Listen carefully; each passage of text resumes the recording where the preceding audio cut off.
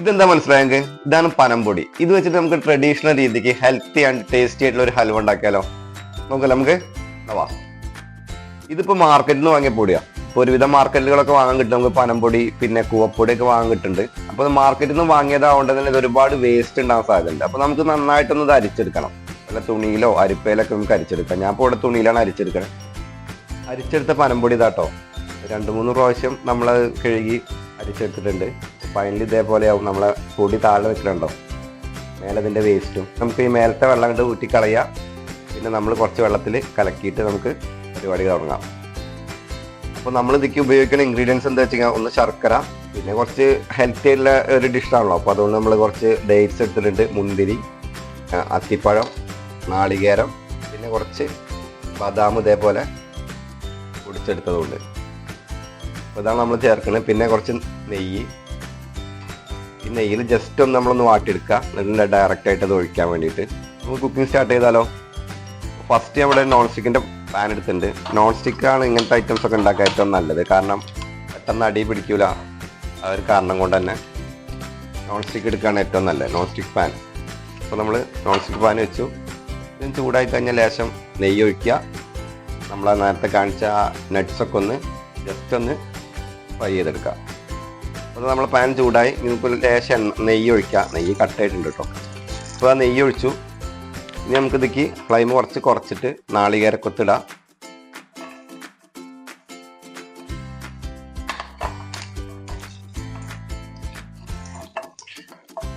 Just 2 minute കേട്ടോ. അതിൻ്റെ ആ റോ ടേസ്റ്റ് ഒന്ന് മാറി കിട്ടുന്നവരെ അത് നമ്മളെ ബദാം ഡയറക്റ്റ് ചെയ്താലൊക്കെ മതി. ശരിക്കും പണ്ടത്തെ കാലത്ത് നമ്മുടെ കുട്ടിക്കാലത്തൊന്നും ഇതൊന്നും ഇടൊന്നുമില്ല. ചിലർ ശർക്കര ഇടുക. പനംപൊടിയൊക്കെ ചെറുപ്പകാലത്തൊക്കെ ഒരുപാട് കഴിച്ചാ. അന്നൊക്കെ ഇതുപോലെ ശർക്കര ഇട്ട് ജസ്റ്റ് ഒന്ന് ഇങ്ങനെ ഉണ്ടാക്കും. അപ്പോൾ കുറച്ച് അലങ്കാരത്തിന് കടന്നോട്ടെ എന്ന് കരുതിയിട്ടാട്ടോ ഇതൊക്കെ ഇട്ട്. പിന്നെ കുറച്ച് ഡേറ്റ്സ് ഇട്ടു. ജസ്റ്റ് ഒന്ന് ഇങ്ങനെ 2 മിനിറ്റ് ഒന്ന് നെയ്യ് കടന്നിട്ട് ഒന്നുകൊണ്ട് വാട്ടിയെടുക്കാം. മുന്തിരി ലാസ്റ്റ് ഇടാം. മുന്തിരി കാരണം ചൂടായി കഴിഞ്ഞാൽ ബോള് പോലെ ഇടുക.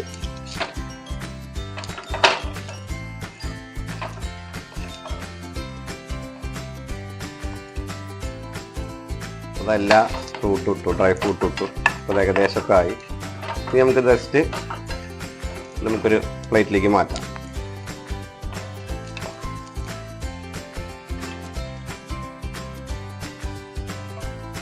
ഇനി ഇതേ പാനിലേക്ക് തന്നെ നമുക്ക് നമ്മുടെ പനംപൊടി ഇതുപോലെ കുറച്ചും കൂടി വെള്ളമാക്കിയിട്ട് ഇതിലേക്ക് ഒഴിച്ചു കൊടുക്കാം.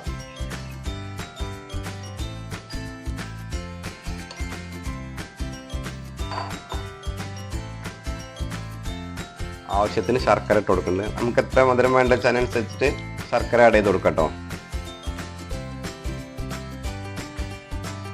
ഫൈനലി ഇത് നല്ല കുറുകണ വരെ നമുക്ക് നന്നായിട്ട് ഇളക്കി കൊടുക്കാം. നന്നായിട്ട് ഇങ്ങോട്ട് ഹലുവ മോഡലായിട്ട് വരണം. 5-10 മിനിറ്റ് ഇതുപോലെ ഇളക്കി കൊടുക്കണം കേട്ടോ നന്നായിട്ട്. ആദ്യമായി കണ്ട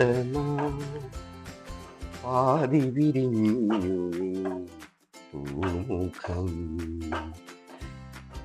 കൈകളിൽ വീണൊരു മോഹന വൈഡൂര്യം നീ പ്രിയ സഖി ആദ്യമായി കണ്ട.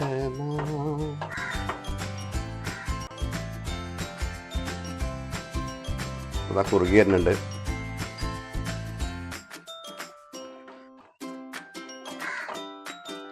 നമുക്ക് ഈ സ്റ്റേജ് ആവുമ്പോൾ നമ്മൾ ഈ വറുത്ത് വെച്ചിട്ടുള്ള ഈ ഡ്രൈ ഫ്രൂട്ട്സും നാളികേരം ഉണ്ടല്ലോ, അപ്പോൾ നമുക്ക് ഇത് ഇട്ട് കൊടുക്കാം.